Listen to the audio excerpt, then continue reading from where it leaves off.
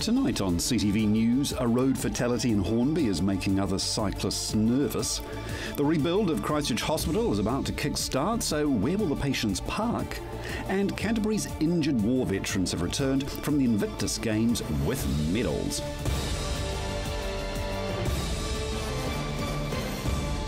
This is CTV News, I'm Grant Mangan. Christchurch police are continuing their investigation into yesterday's fatal crash on Waterloo Road. Police are still interviewing witnesses and have yet to confirm who was at fault. The death has been referred to the coroner and formal identification of the cyclist won't be completed until tomorrow at the earliest. However, yesterday's crash is highlighting how dangerous Christchurch's roads can be and the vulnerability of cyclists. Here's Marcus Gibbs with the story. Screams could be heard at this busy Hornby intersection after a cyclist collided with a truck on the corner of Waterloo and Carman roads yesterday. During the busy lunch hour traffic, a male cyclist in his mid-30s was killed when the truck allegedly turned into his path. Basically the truck has run over the cyclist and it was a fatal accident, unfortunately.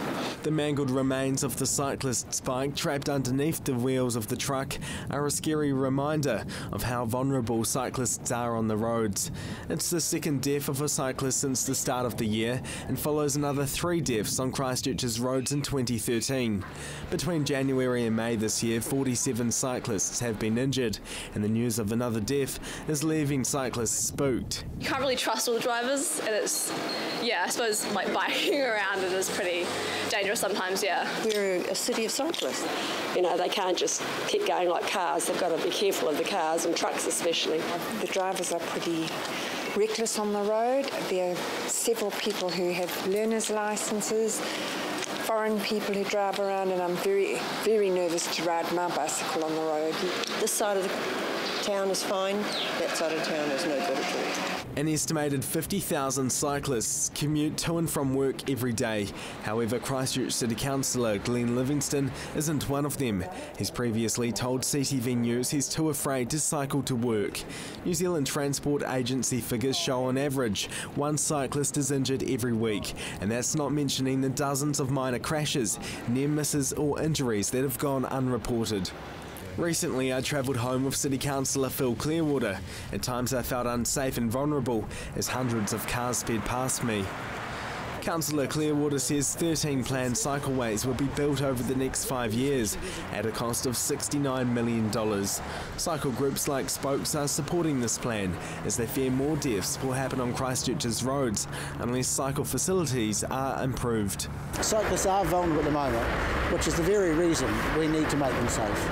Phil hopes the council will be inventive when it comes to building the new cycleways. And for example, where there's not many people walking down a main footpath, we could potentially widen the footpath and have a white line for pedestrians on one side and cyclists on the other. Like Spokes, he believes the cycleways are essential. He feels the roads are getting busier and building cycleways will encourage drivers to ditch their cars for bikes. It's certainly timely though to have cycleways in, because more cyclists mean fewer cars and better safety. I'd like to see safer cycleways and not just stuck on the side of a road, which I don't think, you see how many cars go around corners and cut the corners. Island Road is one example of a safe cycle lane. Concrete blocks separate the cars from the cyclists. They need segregating, and I think hopefully while they're redoing Christchurch they'll look at that fairly seriously. Experts say with more cycleways, cyclists will feel safer on the roads and there'll be less of a chance of another fatality like this happening. Marcus Gibbs, CTV News. A fire and earthquake damaged library is finally being demolished. Lynwood Library has been knocked down this week after a closure spanning more than 3 years. Damaged in the earthquakes, the Cranley Street Library demolition started late last week and will finish next month. The library was further damaged when a fire raged through the building 2 years ago. Council engineers have deemed it uneconomic to repair. Christchurch City Council staff have branded the fire and earthquake damaged building an eyesore and are calling the demolition a sign of progress for Lynwood residents. The gardens and pavings will remain and gravel will be laid on the rest of the site once it's empty and cleared. A temporary library and service centre is currently open in Eastgate Mall, while the City Council is investigating options for a replacement building on the Cranley Street site. The Christchurch City Council is now seeking expressions of interest for anyone considering leasing the empty site on a short to medium term basis until the council decides what to do with it. Christchurch Public Hospital is upgrading its facilities, making it one of the most modern healthcare facilities in Australasia. Emma Cropper spoke to the Chief Executive of the Canterbury District Health Board ahead of the construction commencing. Canterbury hospitals will be part of the largest investment in the New Zealand Public Health Service. The multi-million-dollar redevelopment of the Christchurch and Burwood hospitals will take up to 5 years, making it one of the most modern health facilities in Australasia. Over the next 3 or 4 years, it is going to be very challenging. Essentially, every single service in Christchurch Hospital will have shifted at least once, and 40% of most clinical services will have shifted probably 3 to 4 times.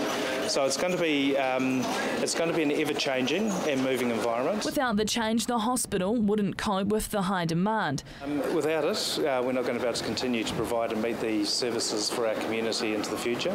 The 2011 earthquakes pushed plans ahead for the redevelopment to take place sooner rather than later. We had real challenges with hospital capacity going forward before the earthquakes, but what the earthquakes have done is have accelerated the need for us to build this much quicker than we would otherwise have happened. The $650 million development will add state-of-the-art operating theatres, expand the intensive care unit and add a new emergency department alongside a purpose-built children's facility and helipad. But the Canterbury District Health Board has come under fire about access to car parks for visitors and patients during the construction period. The car parking has been challenging at Christchurch Hospital for quite a number of years, and with the first stages of the development, essentially all of the public car parking on the Christchurch Hospital site will be gone from late October. When it's hoped a park and ride scheme will fill the gap.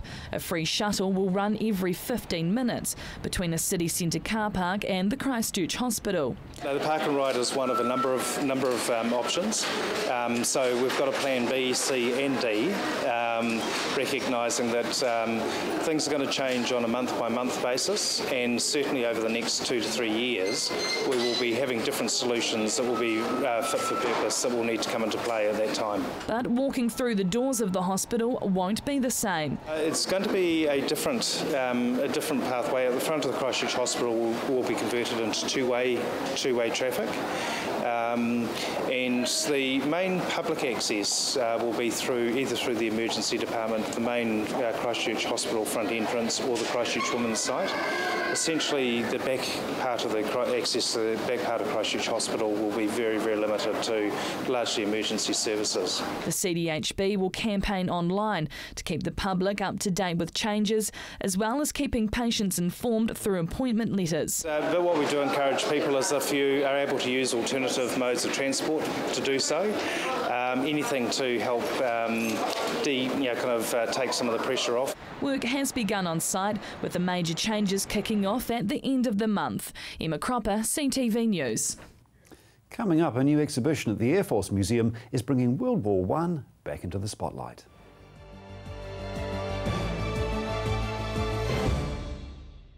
Al Jazeera News, international news right off the satellite, bringing you up-to-the-minute coverage of world events. Al Jazeera News, weekday mornings at 6 o'clock, right here on CTV. Welcome to Caltex Redwood. We're a family-owned business proudly supporting our local community.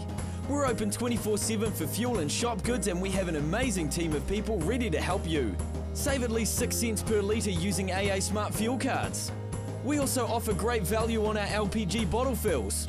We have a full workshop and Bridgestone Tyre Centre. Our mechanics and tyre technicians will get your car sorted. Caltex Redwood, we're just down from St Bede's on Main North Road. Caltex Redwood, what drives you? Come on down to Ferrymead Golf. Care for a game of paintball? How about some swings on the old driving range? Or on our par 3 9-hole golf course? Test your skills on the mini golf course or have a go at the airgun shooting range. Then relax at the Wow Cafe with one of our super succulent Wow Burgers.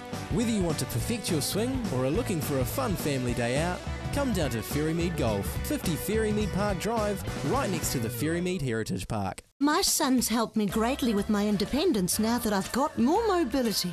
Mum, I've been looking into stand assist chairs from More Mobility. They recline back with a footrest, then when you want to get out of them, they stand you up. You can even sleep on them. More Mobility can bring one out for a free trial. There's even electric beds too. What do you think?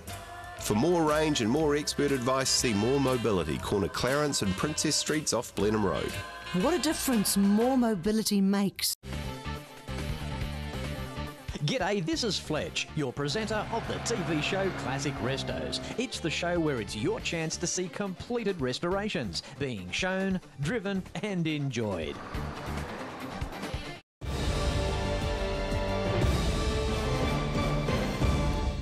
100 years ago, New Zealand sent the first soldiers off to fight in the First World War.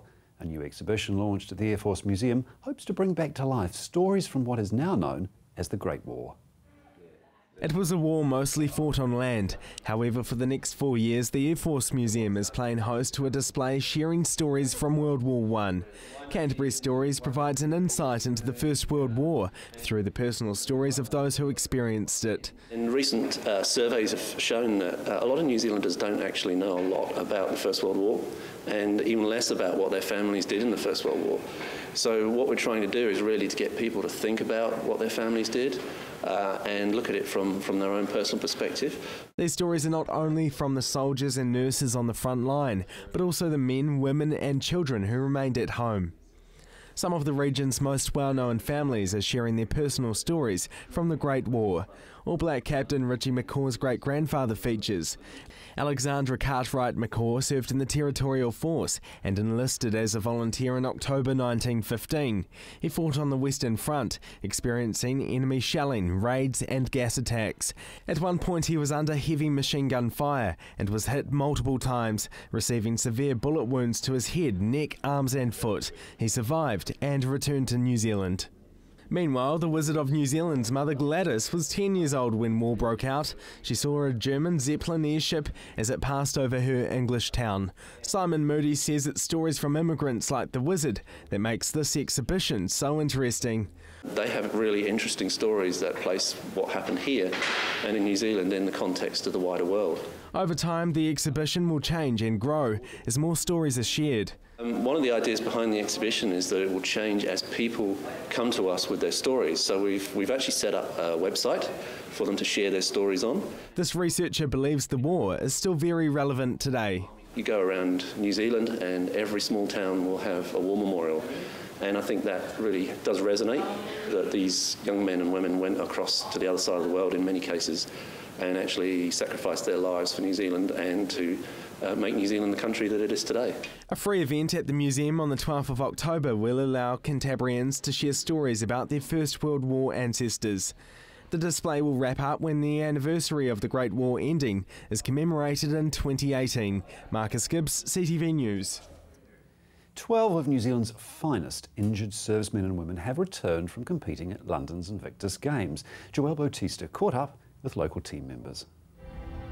More than 400 competitors from 14 nations, injured and wounded servicemen and women representing their country at the 2014 Invictus Games.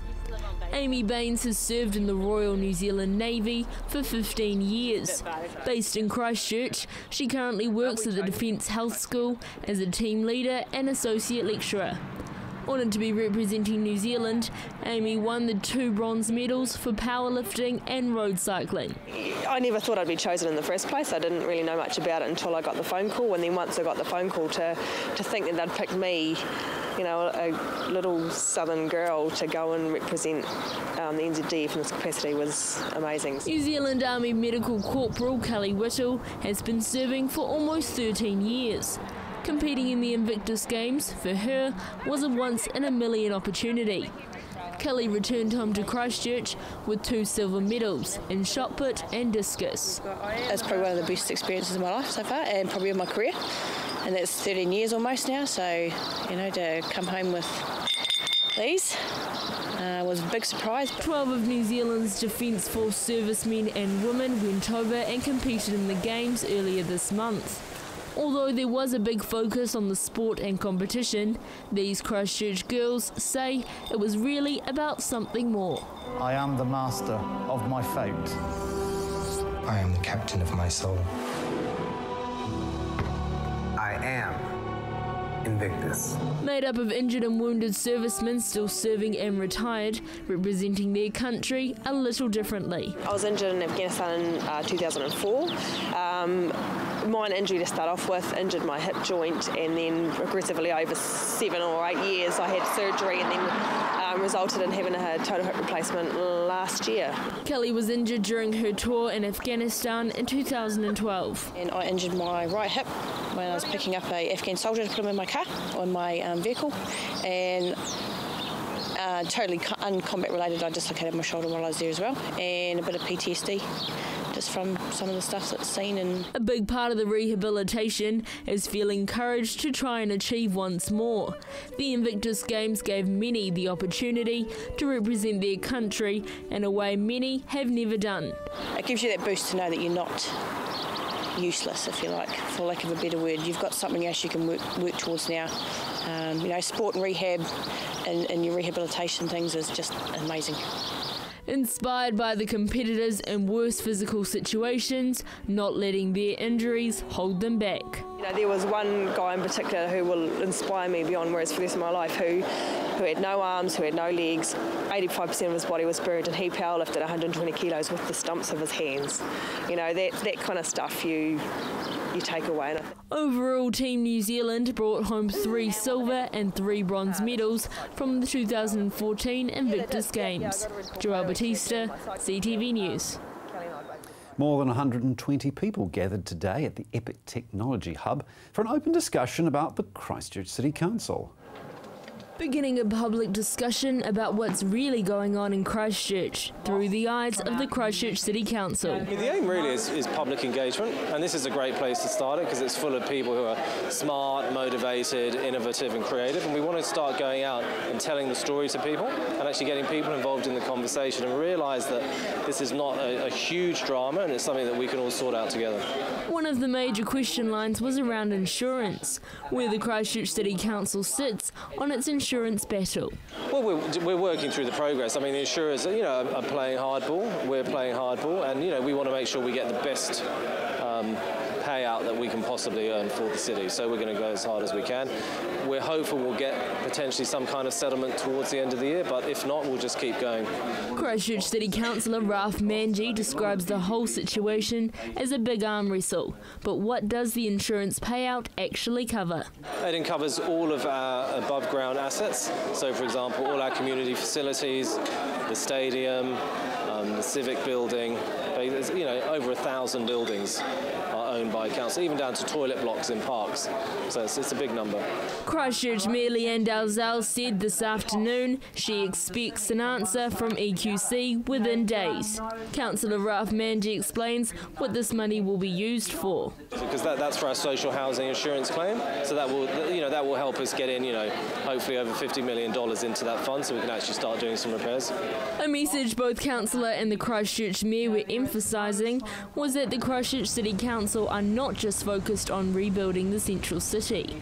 They believe the work being done in the suburbs is crucial. Well, what I was saying is that there is a gap in the budget that we're trying to fill at the moment, but we realise that's a huge priority for people. So if we can't get the government to pay more, then we may decide that we're just going to do it anyway, and we'll just take on that payment ourselves. Including the work being done on the horizontal infrastructure. We're really focused on the suburban issues, so we just recently signed off $45 million of community facilities rebuild, so swimming pools, libraries, and so hopefully every community will start to see things happening, and they can actually get involved in that process. Councillor Ralph Manji says the Christchurch City Council hope to have an insurance decision by the end of the year. Joelle Batista, CTV News. Still to come, the Breakers are back in Christchurch and ready to win tonight's game.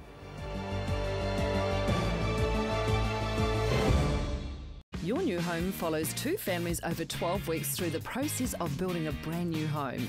Hear from the homeowners and learn more from the builders and tradespeople as we follow their exciting journey. Your new home, Tuesdays at 8 on CTV. Warm yourself up with a delicious wintry meal at Hinton's Restaurant and Vineyard. Let the flavours of the country linger in your mouth long after your plates and glasses have been cleared. Enjoy an afternoon of comfort and class with great people. Hinton's Restaurant and Vineyard. Action Removals, offering short or long-term storage facilities, full packing services, comprehensive rates, all fully insured and with 6 vehicle sizes to choose from. Earthquake repairs? Action Removals pack, move, store and return your valuable possessions stress-free. Action Removals, a family business that has been operating in Christchurch for over 10 years. Action Removals, your one-stop removal service on time, every time. 0800 222 526. Located at the foot of the Port Hills, Berrymead Golf offers a spectacular location for any occasion. Make a dream wedding a reality with private use of our green function room, outdoor garden courtyard, large marquee and stunning gazebo.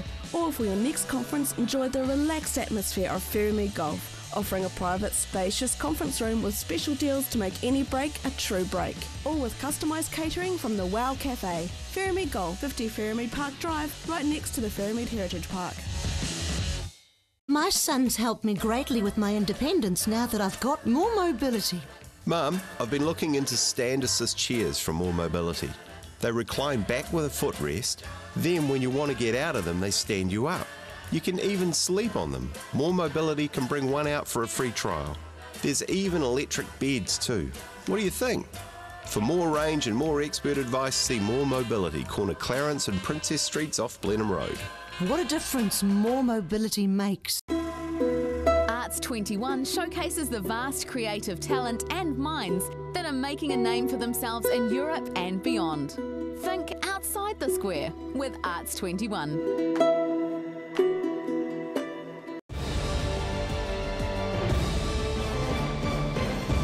The New Zealand Breakers are back in town competing against the Sydney Kings tonight at Horncastle Arena.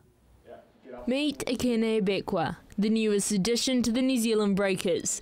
Straight from the Los Angeles basketball courts, Ekene is excited to be playing his first game in the South Island. I expect for us to show pretty much what we've been working on, execution, a lot of stuff that we've been doing, and just pretty much just to go out there and to have fun and, you know, have a good showing for the people out here in Christchurch. This American baller's personal goals for tonight's game. Just to know everybody's personnel on the floor and to be a lot more active on the court. There's a number of new faces on the Breakers bench this season. Auckland-based Corey Webster says Ekene Bekwa is a great addition. You know, he's an experienced player too. He's played international basketball. He's been to the Olympics and stuff like that. So, you know, he brings a lot to the team. He gets along good with everyone. So, I think we're going to have an exciting year. Another new face on the team is Reece Carter, as he joins the Kiwi side after a long run with the Australians. Reece is, you know, he's a veteran. He's been in the league for a long time, and he's going to help us out this season. So, we've got an exciting team. Getting back on the court for these pre-season matches is what will really bring the team together and what Corey Webster believes will set them up for the rest of the season. It's just really focusing on us right now. It's pre-season, obviously. So we're just, you know, working out what type of team we are this season, how we're going to be playing, and sort of just getting used to playing with each other. Got a couple of new players coming in and Cedric coming back, so you know, we're excited just to start playing again. We've only had 2 games together, so the more games we have, the better we'll be. For the basketball fans of the South Island, tonight's game is one anticipated to be exciting. It's awesome for the fans just to see. You know, us, obviously they can't see us during the season unless they come all the way to Auckland, so sometimes it's tough for them. But it's good for us to know that we've got fans down here too, and fans all over the country, so it's good for basketball in New Zealand. The Breakers versus Sydney Kings at Horncastle Arena tonight at 7:30. The team then head to Dunedin for their second leg of the South Island pre-season tournament. Joelle Batista, CTV News. Local fishers will be taking to the water with trout fishing season beginning tomorrow. Fish are starting to become more active and begin feeding fast and furiously as an attempt to put on weight following the winter months. Fish and Game Chief Executive Bryce Johnson says there's often good fishing in bad weather, but the reality is more fishers are likely to turn out and try their luck in more mellow weather conditions. And speaking of mellow weather conditions, time now for your regional weather update. Good evening, Canterbury. Let's take a look at your region's weather. First in Timaru, 16, Temuka and Geraldine hit 17 degrees today. Methven, Ashburton and Rakai had a sunny day, reaching a high of 16. Starfield, Leeston and Ralston hope you've had a good day, hitting a high of 16. Lincoln and Christchurch, a sunny day for you, hitting 16 degrees. Heading over to Akaroa, a mild day with a high of 16.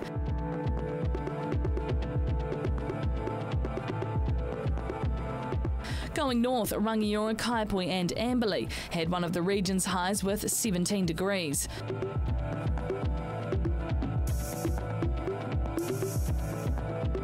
Nearing the top, Culverden, Hanmer Springs and Cheviot stole the high of the entire region on 18 degrees. And at the very top in Kaikoura, they were slightly cooler on 16. But what's in store for tomorrow? In Timaru, mostly fine and sunny with moderate northeasterly winds, expecting an overnight low of 4 and a high of 17 degrees.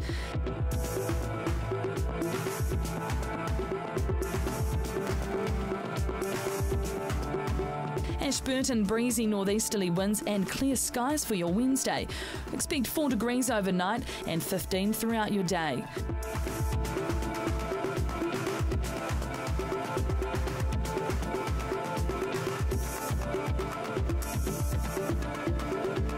Christchurch, more fine weather with lots of sunshine and fresh gusty northeasterlies, hitting 4 degrees overnight and hitting 15 degrees throughout your day.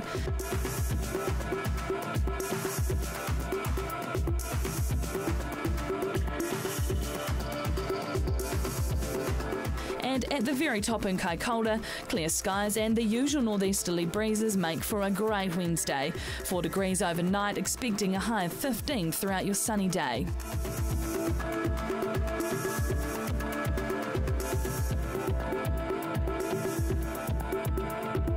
And in other areas around the region, Temuka and Geraldine fine with a high of 17. Methven and Rakaya fine for most parts of the day with a high of 15 degrees. Starfield, Leeston and Ralston, a low of 4, expecting a high of 15 degrees. Lincoln, fine weather all day with a high of 15. Heading over to Akaroa, expect fine weather all day with a high of 15. Looking now at Rangiora, Kaipoi and Amberley, fine for most parts of the day with a high of 15 degrees. And at the very top in Culverden, Hanmer Springs and Cheviot, expecting the region's high with 17 degrees. And looking ahead for the rest of Canterbury, high cloud increasing and mild temperatures on Thursday with light to moderate northerly winds. Cold southwesterlies freshening on Friday morning with increasing cloud. There is a risk of thunderstorms around the middle of the day. Periods of rain likely during the afternoon and evening, with snow lowering to 400 metres on the hills. Cold on Saturday with some cloudy periods and a few scattered light showers, but sunny periods increasing. Expect fresh gusty southwest winds easing slowly. It'll become milder on Sunday and Monday, with fresh gusty northwesterlies developing and high cloud increasing. A period of cold southwesterlies and brief showers on Monday evening. And that is all for your region's weather. Enjoy your evening and have a great day tomorrow. And that's CTV News for Tuesday. I'm Grant Mangan. Good night.